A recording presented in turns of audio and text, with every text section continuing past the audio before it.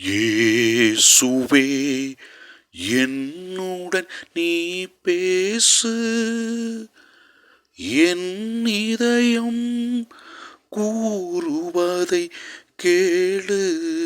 ஆண்டவரே, உம்முடைய கட்டளைகளை நாங்கள் கடைப்பிடித்து வாழும் பொழுது, கட்டளைகளை நாங்கள் பின்பற்றி நடக்கும் பொழுது நிறை வாழ்வையும் எங்கள் வழி மரபினரையும் எங்கள் வழி தோன்றல்களையும் நீர் ஆசிர்வதிப்பீர் என்று வெளிப்படுத்துகிறீர்.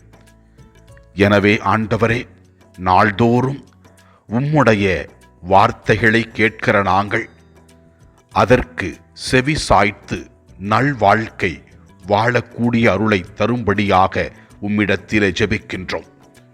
நற்செய்தி வாசகத்திலே ஆண்டவர் இயேசு கிறிஸ்து தெல்லம் தெளிவாக மக்கள் எவ்வாறு அவர் மீதும் திருமுழுக்கு யோவான் மீதும் குற்றம் சாட்டினார்கள் என்றும் குற்றம் கண்டுபிடித்தார்கள் என்பதை பற்றி விளக்குகிறது. அறிவை பயன்படுத்தி இறைவனை அறிந்து கொண்டு இறைவனின் அற்புத செயல்களை உணர்ந்து கொண்டு நாம் இறைவனுக்கு ஏற்றவர்களாக வாழும் பொழுது கடவுள் நம்மையும் நம் குடும்பத்தையும் நம்மோடு இருப்பவர்களையும் ஆசீர்வதிக்கின்றார். இதைதான் அப்போஸ்தலர்கள் வாழ்க்கையில் பார்க்கிறோம், புனிதர்கள் வாழ்க்கையில் பார்க்கிறோம்.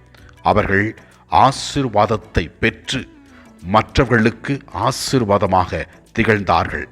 ஆண்டவரே, மன வருத்தத்தில், வேதனையில், கஷ்டத்தில், நோயில் வாழ்கிற மக்களையெல்லாம் உம் பாதத்திலே கொண்டு வந்து ஜெபிக்கிறோம். குறிப்பாக ஆண்டவரே, படிக்கின்ற மாணவ மாணவிகளை உம் பாதத்திலே ஒப்புக் கொடுக்கின்றோம். தேர்வினை எழுதி கொண்டிருக்கிற இந்த நாட்களிலே அவர்கள் நல்ல முறையில் தேர்வினை எழுத உமது அருளை கொடுக்கும்படியாக ஜெபிக்கிறோம். ஆண்டவரை நோக்கி நம்முடைய தேவைகளுக்காகவும் நம் குடும்பத்தின் தேவைகளுக்காகவும் ஜெபிப்போம். எல்லாம் வல்ல இறைவன், தந்தை, மகன், தூய ஆவியார் நம் ஒவ்வொருவரையும் ஆசீர்வதிப்பாராக. இயேசுவுக்கு புகழ். மரியே வாழ்க. ஆமன். புனித மேரி தி ரோஸ் கூறுகிறார், நான் என்னுடைய செயல்களை நல்ல முறையில் செய்யவில்லை என்றால் நல்ல முறையில் நான் என் மனசாட்சிக்கு தகுந்த விதத்திலே உறங்க செல்ல முடியாது.